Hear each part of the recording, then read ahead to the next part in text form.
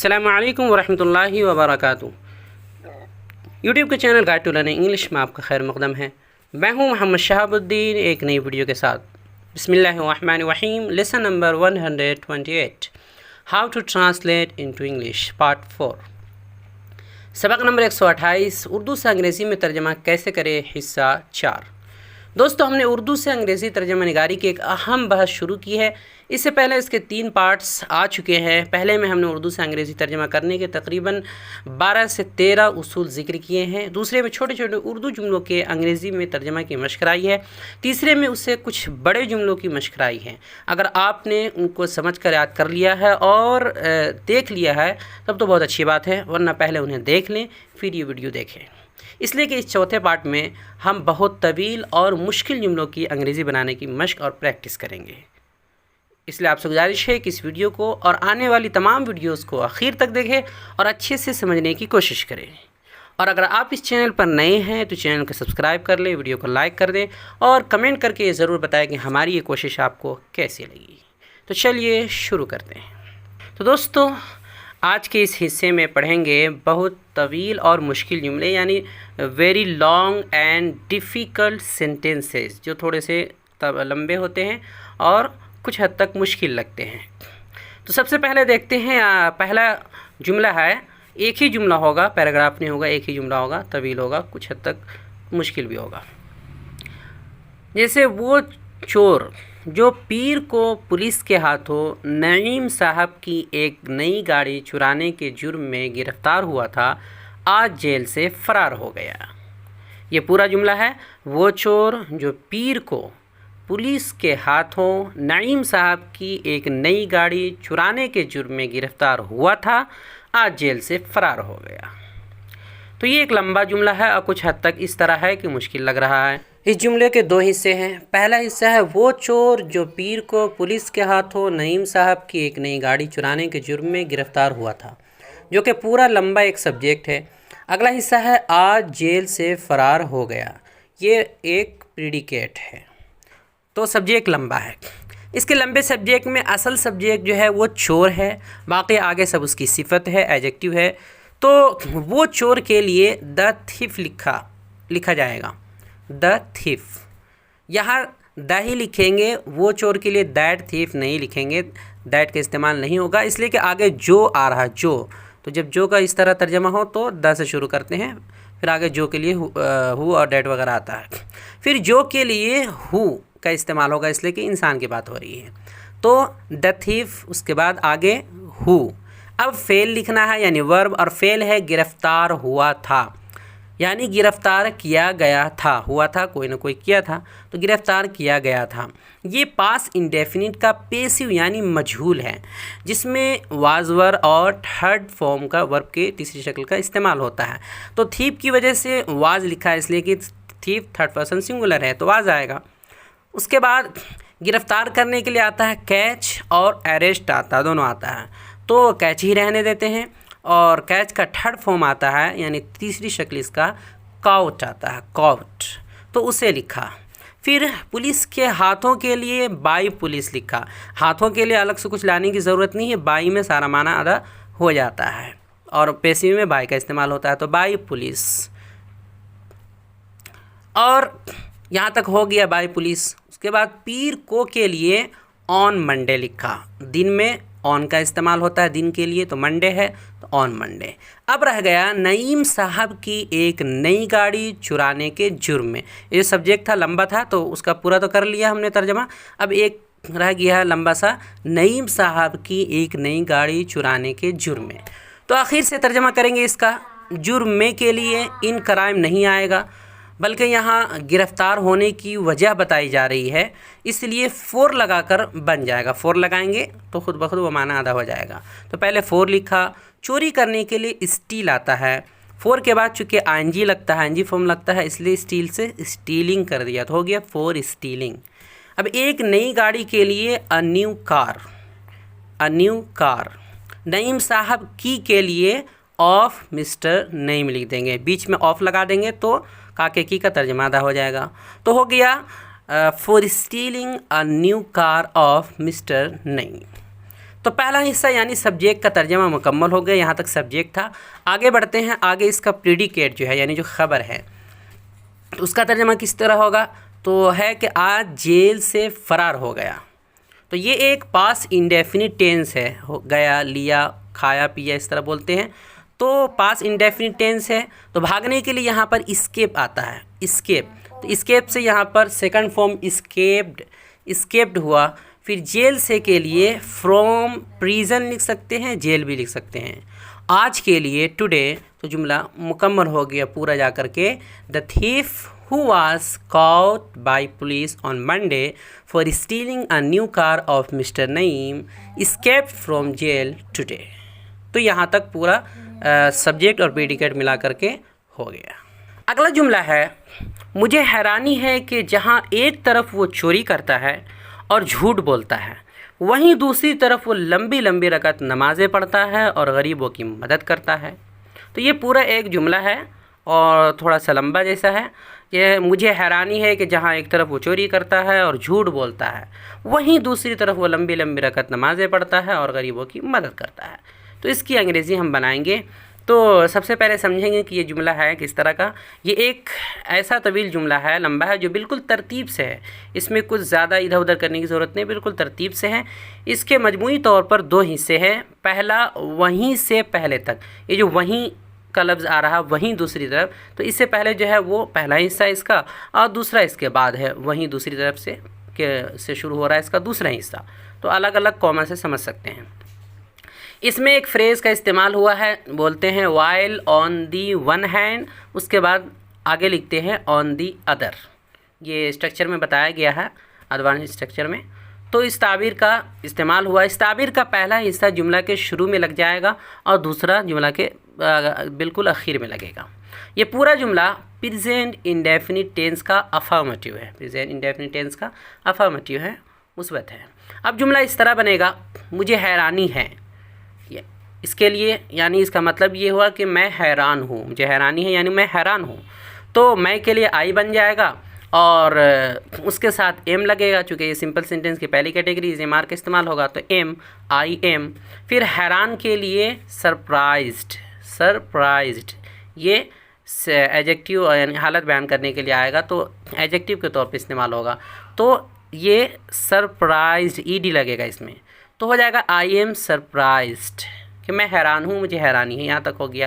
के लिए दैट का इस्तेमाल होगा, तो आई एम सरप्राइज्ड दैट, मुझे हैरानी है कि, यानी मैं हैरान हूँ कि। अब जहाँ एक तरफ के लिए जो आया है लफ्ज़ जहाँ एक तरफ, तो उसके लिए फ्रेज़ का इस्तेमाल हमने बताया है। तो पहला हिस्सा इसका पहले इसमें लग जाएगा।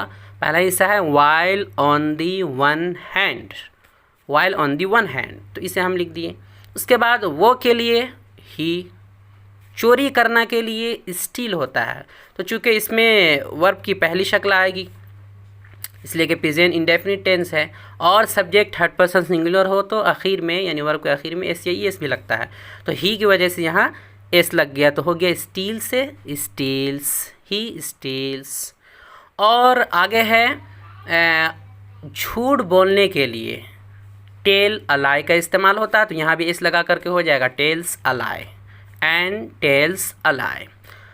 तो यहाँ तक हो गया पहले हिस्से का तर्जमा। अब अगले हिस्से का तर्जमा होगा वहीं दूसरी तरफ। तो वहीं दूसरी तरफ के लिए ऑन दी अदर आता है, लेकिन इसे आखिर में रखते हैं, बीच में नहीं रखते हैं, तो इसे आखिर के लिए छोड़ देते हैं। अब वो के लिए ही, फिर वर्ब आएगा, तो नमाज़ पढ़ने के लिए परफॉर्म आता है। तो चूँकि ये थर्ड पर्सन सिंगुलर सब्जेक्ट है तो एस भी लगेगा, तो परफॉर्म्स, परफॉर्म्स। आगे है लंबी लंबी रकात नमाजें।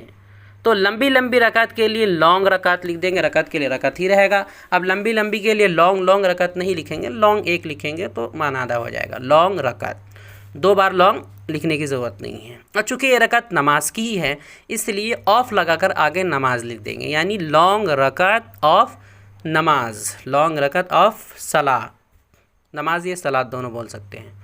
तो हो जाएगा लॉन्ग रकात ऑफ नमाज। और के लिए एंड लिखेंगे। फिर मदद करने के लिए हेल्प से हेल्प्स यानी एस भी लग जाएगा। और गरीबों के लिए पुअर आता है। फिर आखिर में वो जो हमने छोड़ दिया था ऑन दी अदर वो लिख देंगे, तो हो गया पूरा मुकम्मल जा करके। I am surprise that while on the one hand he steals and tells a lie. अब दूसरे हिस्से का, ही परफॉर्म्स लॉन्ग रकत ऑफ नमाज and helps poor on the other. तो ये पूरा का पूरा तर्जमा है, ये ज़्यादा मुश्किल नहीं, तरतीब से ही है, इसमें ज़्यादा पेचीदगी नहीं है। आगे बढ़ते हैं। अगला है, मैं आमतौर पर गुरूब आफताब के वक्त हर दिन टहलता हूँ, लेकिन आज बारिश हो रही है इसलिए मैं घर में बैठा हुआ हूँ। मैं आमतौर पर गुरूब आफताब के वक्त हर दिन टहलता हूँ, लेकिन आज बारिश हो रही है इसलिए मैं घर पर बैठा हुआ हूँ। ये भी थोड़ा सा ज़्यादा मुश्किल नहीं है लंबा, लेकिन ज़्यादा मुश्किल नहीं है, गौर करेंगे तो आसानी से हो जाएगा। अब इस जुमले के भी 3 हिस्से हैं। पहला है, मैं आमतौर पर गुरूब आफताब के वक्त हर दिन टहलता हूँ, एक। दूसरा, लेकिन आज बारिश हो रही है। तीसरा, इसलिए मैं घर में बैठा हुआ हूँ, घर पर बैठा हुआ हूँ। अब पहला वाला प्रेजेंट इंडेफिनिट टेंस है, दूसरा वाला प्रेजेंट कंटिन्यूअस है, और आखिरी वाला सिंपल सेंटेंस की पहली कैटेगरी है, यानी इज़ एम आर वाला। वैसे ये लग रहा है बज़ाहिर कि ये कंटिन्यूअस है कि मैं बैठा हुआ हूँ, लेकिन ये हालत बयान की जा रही है, बैठा हुआ हूँ, तो ये इज़ एम आर वाला ही है। तो तर्जमा इस तरह होगा, सबसे पहले मैं यानी सब्जेक्ट के लिए आई, फिर सब्जेक्ट के बाद वर्ब आना चाहिए, सब्जेक्ट के बाद वर्ब आना चाहिए, यही रूल है। लेकिन यहाँ एक एडवर्ब भी है, आम तौर पर, जिसके लिए यूजुअली आता है, यूजुअली, आम तौर पर। तो इसे कभी शुरू में भी लिख सकते हैं, कभी वर्ब से पहले लिखते हैं, कभी बाद में भी लिखते हैं। तो ज़्यादातर वर्ब से पहले आता है, तो हम वर्ब से पहले ही लिखेंगे, तो हो जाएगा आई यूजुअली यहाँ तक। अब वर्ब लिखेंगे,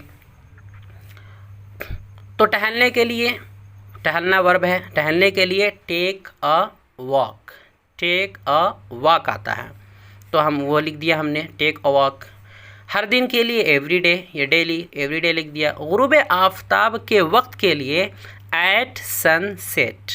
तर्जमा अगर करना हो, गुरूब आफताब यानी जब आफताब गुरूब होता है, सूरज डूबता है, तो गुरूब आफताब के वक्त, इस माना के लिए एट सनसेट लिखने से काम हो जाएगा। लेकिन हम ये मफहूम लेकर भी तर्जमा कर सकते हैं कि जब सूरज गुरूब होता है, गुरूब आफताब के वक्त का मतलब जब सूरज गुरूब होता है, तो उसके लिए होगा while the sun sets, while the sun sets. तो हम इसे ही लिखेंगे, ज़्यादा अच्छा रहेगा।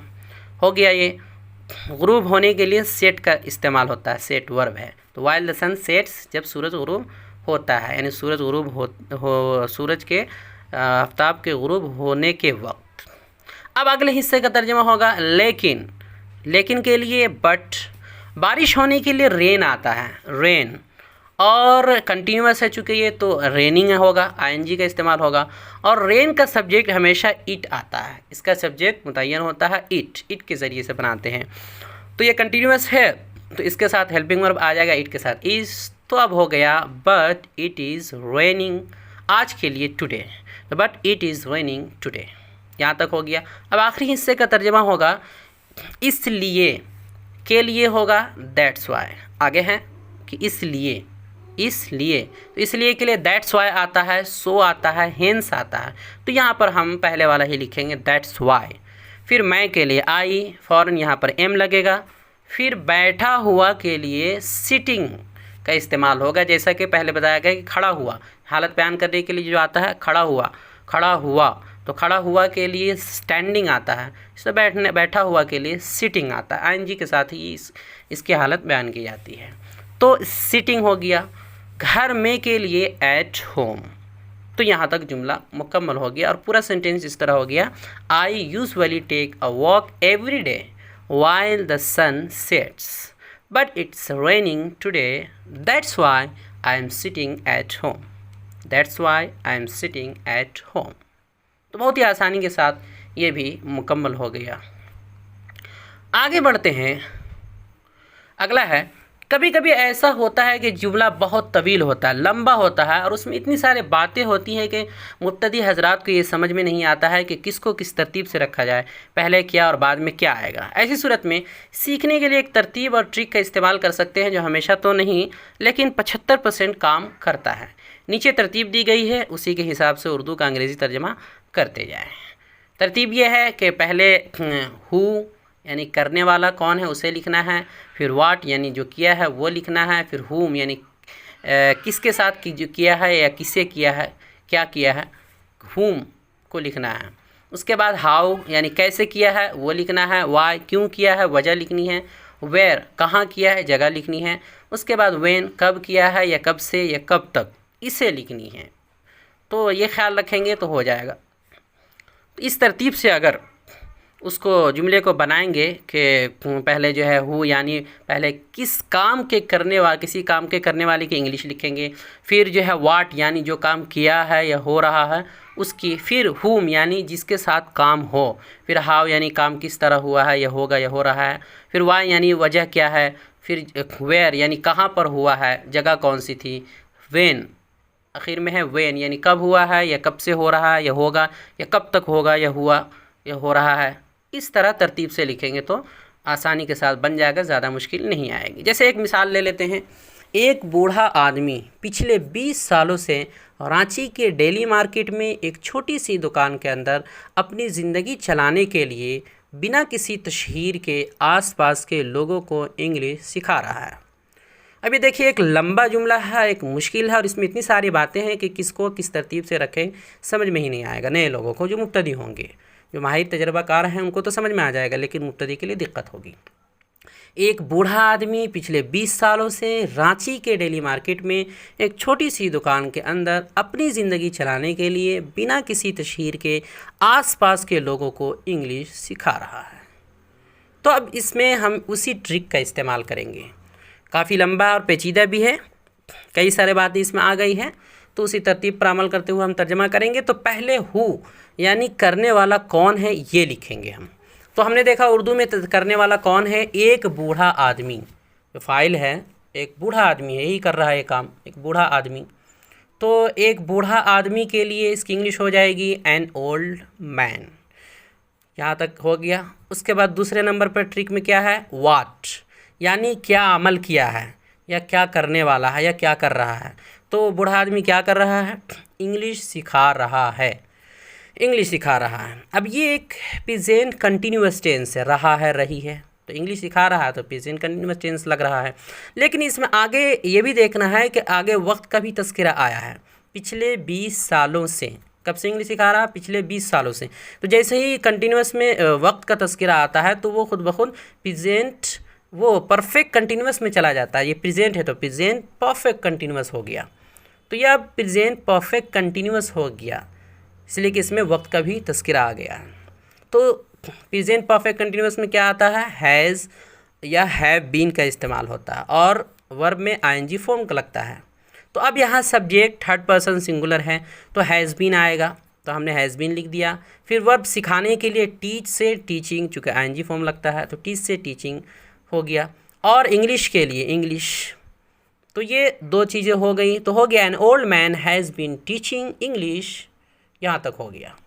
अब आगे अगला सवाल जो ट्रिक में है वो क्या है, हुम यानी किसे सिखा रहा है। तो किसे सिखा रहा है, आस पास के लोगों को, तो आस पास के लोगों को सिखा रहा है। अब सबसे पहले यहाँ पर टू लिखेंगे, पहले टू लिखेंगे, इसलिए कि जब टीच के दो ऑब्जेक्ट्स आते हैं, दो मफूल आते हैं और दूसरे नंबर पर इंसान की जानिब इशारे करने वाला ऑब्जेक्ट हो, मफूल हो, तो उससे पहले टू लगाते हैं। ऐसे ही गिव के साथ करते हैं और सेंड के साथ करते हैं कि जब दो उसके ऑब्जेक्ट्स हो, मफूल हों, तो दूसरे में अगर दूसरे नंबर पर अगर इंसान की जानिब इशारा हो तो फिर उससे पहले टू लगाते हैं।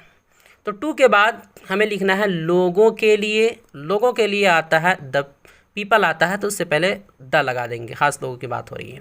अब आस पास के लिए ऑफ लगाकर नियर बाय प्लेस, ऑफ बीच में लगाएंगे जोड़ने के लिए, आस पास के लोगों की बात हो रही है तो नियर बाय प्लेस, तो हो गया to the people of nearby place. इसे यूँ भी लिख सकते हैं अगर चाहे तो to the people around him, to the people around him, लेकिन पहले वाला ही सही है। अब आगे है हाउ यानी कैसे सिखा रहा है, कैसे सिखा रहा है। तो यहाँ दिया है बिना किसी तशहीर के, तो बिना के लिए आएगा विदाउट, किसी तशहीर के लिए आएगा एनी पब्लिसिटी, पब्लिसिटी, तो हो जाएगा विदाउट एनी पब्लिसिटी। अब आगे है वाई यानी क्यों सिखा रहा है, वजह क्या है, तो अपनी ज़िंदगी चलाने के लिए, वजह है अपनी ज़िंदगी चलाने के लिए। तो इसका तर्जमा हो जाएगा के लिए फोर का इस्तेमाल होगा ज़िंदगी चलाने के लिए, तो के लिए फोर होगा। ज़िंदगी चलाना के लिए रन लाइवलीहुड आता है, तो रनिंग लाइवलीहुड हो जाएगा, इसलिए कि फोर के बाद आईएनजी का इस्तेमाल होता है, आईएनजी फॉर्म लगता है, तो हो जाएगा फॉर रनिंग लाइवलीहुड, ज़िंदगी चलाने के लिए। आगे है वेयर, ट्रिक में है आगे वेयर, यानी इंग्लिश कहाँ सिखा रहा है। अब बनाना है कि कहाँ सिखा रहा है, उसकी इंग्लिश बनाना है। तो रांची के डेली मार्केट में एक छोटी सी दुकान के अंदर, जवाब में यही है कि रांची के डेली मार्केट में एक छोटी सी दुकान के अंदर। तो ये लंबा है इसलिए आखिर से तर्जमा होगा। एक छोटी सी दुकान के लिए अ स्मॉल शॉप होगा, के अंदर के लिए इनसाइड होगा, फिर डेली मार्केट में के लिए एट डेली मार्केट, ये जगह का नाम है डेली मार्केट इसलिए इसे कैपिटल में लिखेंगे। फिर रांची में के लिए इन रांची। यहाँ यह ख्याल रखना ज़रूरी है कि जब एक साथ छोटी बड़ी कई जगहों का तस्करा हो तो सबसे पहले बड़ी में इन लगाते हैं, फिर जो उससे छोटी जगह होती है उसमें ऐट लगाते हैं, और उससे भी कोई छोटी हो तो साथ में तो इनसाइड वगैरह लगा देते हैं। ज़्यादातर दो ही होते हैं तो एक में पहले बड़ा में इन लगाते हैं, उससे छोटे में ऐट लगाते हैं। तो यहाँ तक हो गया। अब आखिरी सवाल होगा ट्रिक में है व्हेन, यानी कब, यानी कब से। तो यहाँ होगा कि कब से इंग्लिश सिखा रहा है, तो जवाब में है पिछले 20 सालों से। तो पिछले 20 सालों से, तो इसके लिए जो है फॉर लास्ट 20 ईयर्स हो जाएगा, इसलिए कि 20 एक गैर मुतय्यन है तो सिंस के बजाय फॉर आया, और पिछले के लिए लास्ट का इस्तेमाल होता है, फिर 20 साल के लिए 20 ईयर्स, तो जुमला मुकम्मल हो गया। An old man has been teaching English to the people of nearby place without any publicity for running his livelihood inside a small shop at Delhi Market in Ranchi for last 20 years. इसमें कुछ आगे पीछे अपने एतबार से माहिरीन कर सकते हैं, लेकिन मुब्तदी हजरात के लिए ये तरतीब बिल्कुल सही है। तो इस तरह अगर इस ट्रिक का इख्तियार करते हुए बनाएंगे तो बहुत अच्छे अंदाज में बन सकता है। तो आज के लिए इतना ही काफ़ी है। अगले वीडियोज़ में और अगले पार्ट में हम पैराग्राफ वगैरह का तर्जुमा करना सीखेंगे। तो बढ़ते हैं आज के सवालात की तरफ। आज के सवाल है कि इन उर्दू जुमलों की अंग्रेज़ी बनाइए। कुछ सवालात दिए जा रहे हैं, लंबे जुमले हैं कुछ, आज के मुताबिकत में आप जैसे आज तर्जुमा कराया गया है उसी तरह का। तो पहला है, आज बरोज़ जुमा मेरी मुलाकात हिंदुस्तान के मशहूर आलिम दीन हैत मौलाना सज्जाद नोमानी साहब से हुई, जो कि न सिर्फ उम्मत मुस्लिमा का अजीम सरमाया है बल्कि नस्ल नौ के लिए एक बेमिसाल रहनुमा की हैसियत रखते हैं।